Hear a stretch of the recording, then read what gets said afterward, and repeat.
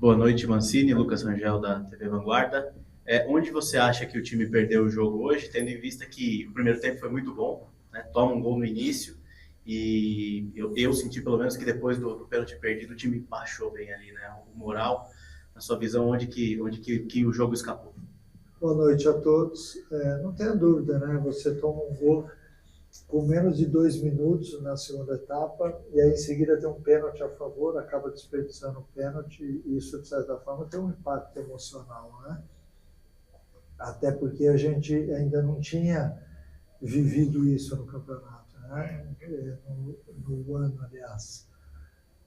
Mas são coisas do futebol. Eu acho que a gente também não pode achar que todas as partidas a gente vai ter tudo a favor, né? Uma hora ou outra é lógico que vão aparecer detalhes de um jogo de futebol normal, onde a tua equipe volta até que bem do segundo tempo, estava ali melhor do que terminou o primeiro e aí sofre o gol. Aí em seguida tem um lance do pênalti, perde o pênalti. Aí toma o segundo gol. E aí as coisas ficam sempre mais difíceis, né? Jogar aqui não é fácil, porque o campo é extremamente rápido. Nós tivemos alguns atletas que tiveram um pouco de dificuldade nesse domínio, no passe. Nosso time errou muito passe na saída de jogo, coisa que normalmente também não acontece. Eu acho que é fruto do que acontece na partida em si, né? De um jogo de futebol. Eu disse aos atletas agora no vestiário que é óbvio que é a primeira derrota nossa no ano, mas ela ia acontecer, uma hora ou outra a gente sabe que ela viria. Então nós temos que ter inteligência agora, tentar absorver aquilo que foi feito de bom na partida, entender também os erros que tivemos, até para que a gente possa ir melhorando ao longo da temporada. Mancini, Diego Pérez, da 102 FM, estamos ao vivo. Nós sentimos também, Mancini, que hoje o Bragantino teve um pouco mais de dificuldades na marcação, né? O Corinthians, por vezes, teve situações ali que o Yuri Alberto, ou pelas pontas, os jogadores acabaram saindo em condições melhores, né, do que os defensores do Bragantino. Foi um erro de ajuste, o que você procurou trabalhar também com os atletas no intervalo para tentar corrigir? Olha, o nosso time joga com uma linha bem alta, né? O Cleiton joga muitas vezes como o líbero ali atrás. A gente usa essa marcação exatamente para poder tirar o espaço de armação das outras equipes, né? Hoje nós até que tivemos que correr mais para trás do que normalmente acontece, mas isso é fruto do jogo, de jogadores inteligentes do outro lado. Agora, são ajustes que são feitos dentro da partida. Você não pode estar com a tua linha alta se o seu time não pressiona a bola. Então, normalmente esse é um movimento muito ajustado, de subida de linha e pressão na bola. A hora que eu pressiono a bola ou não pressiono a bola, eu estou dando para o adversário 50 metros para que essa bola possa chegar com uma facilidade maior. Então, são ajustes, né? Se você não está com o pé na bola no momento certo, essa bola certamente vai estourar lá atrás. Esses ajustes a gente falou sobre eles no intervalo, só que a gente volta para o segundo tempo e toma um gol logo em seguida. E aí, naturalmente, você tem que se expor mais, você tem que sair mais. O Corinthians tem um ataque muito perigoso com o Memphis, com o Yuri Alberto e com o Garro, soube explorar isso também na segunda etapa após a marcação do gol. E após o erro do pênalti, de certa forma, o impacto emocional também joga contra a gente, né? Mas, enfim, são nuances aí de um jogo de futebol. Nós entendemos o que aconteceu, vamos ajustar para que domingo a gente possa entrar em campo um pouco mais forte nesse sentido, com uma linha estável e com o pé na bola, marcando mais à frente para que isso não volte a acontecer. Boa noite, Mancini. Boa noite. Lincoln Oliveira, na Rede Oficial. Naquelas prováveis escalações antes da partida, se aparecia, né, em todas praticamente o Matheus Fernandes. Queria saber quais valências hoje fizeram você optar pelo Fabinho ao invés do Ignacio Sousa. Essa foi também uma característica do adversário. O que te fez escolher, né, pelo Fabinho? E com a avaliação também do atleta. O Matheus teve um desconforto muscular, a gente, se não ele seria usado na partida. A escolha pelo Fabinho era exatamente para que nós tivéssemos 2 jogadores ali que marcassem bem, para que a gente tivesse também uma subida de pressão, que é o que eu acabei de falar. Quando você faz essa subida de pressão com 2 volantes, é diferente de você ter um volante e 2 meias. A opção em cima do Fabinho foi essa. E eu acho que funcionou no primeiro tempo. A gente fez um bom jogo. Acho que o diferencial aí foi que nós tomamos um gol muito cedo na segunda etapa e aí nós tivemos que sair. Aí, como eu tinha que sair, mas para o jogo Gabriel já tinha o amarelo, a gente achou melhor fazer a saída do Gabriel e não do Fabinho.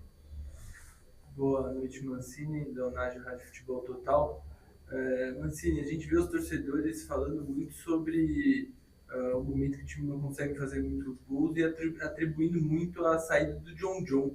Eu queria saber de você se é isso mesmo, se o John faz toda essa falta ou se o time vai bem sem ele. Olha, eu estava esperando essa pergunta e se passaram 9 jogos. Na nossa primeira derrota no ano, veio a pergunta sobre o John. O John já está lá na Rússia, jogando um outro campeonato. Foi muito importante para a gente. É óbvio que o John faz falta e faria falta se estivesse no Corinthians, se estivesse no Palmeiras, no São Paulo, enfim. Mas é um atleta que já não está mais aqui.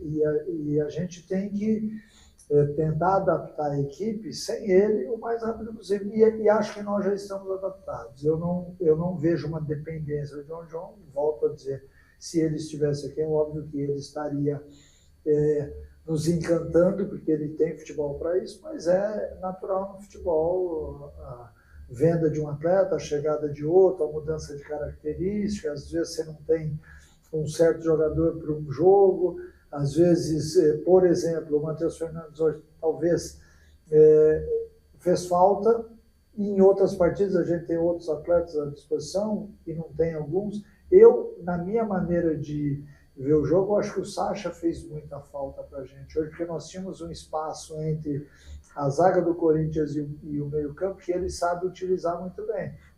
Mas eu não tinha o Sacha à disposição. Então, o Si vai sempre jogar no futebol, vai ser escalado após a partida. Ele nunca é escalado antes do jogo, mas enfim, eu acho que tudo isso faz parte do jogo. Mancini, eu gostaria que você, é claro que é cedo, mas já fizesse não é tão cedo assim, né, uma projeção do próximo jogo, até porque a torcida tem muita expectativa quanto ao Bragantino no Campeonato Paulista, que bateu na trave em algumas oportunidades de chegar nessa final. Você também tem, eu noto nos jogadores, a gente assiste muitos bastidores ali de vestiário, que o discurso é a gente tem time para chegar. E de fato, qual a ambição do Bragantino no Campeonato Paulista? Você tem uma declaração falando que a prioridade é o Campeonato Brasileiro, mas qual a ambição do clube quanto ao Campeonato Paulista? Ser campeão. É isso que eu venho falando com eles desde que nós nos apresentamos lá no comecinho de janeiro. Que para o Paulista a gente quer ser campeão. Agora, é óbvio que existem barreiras, existem obstáculos, a gente tem... E um dos obstáculos para ser campeão paulista é exatamente a Série A do Brasileiro, que ela está intercalando jogos e às vezes a gente não consegue jogar com o mesmo time. Eu posso adiantar que no jogo de domingo vai jogar aquilo que nós tivemos de melhor.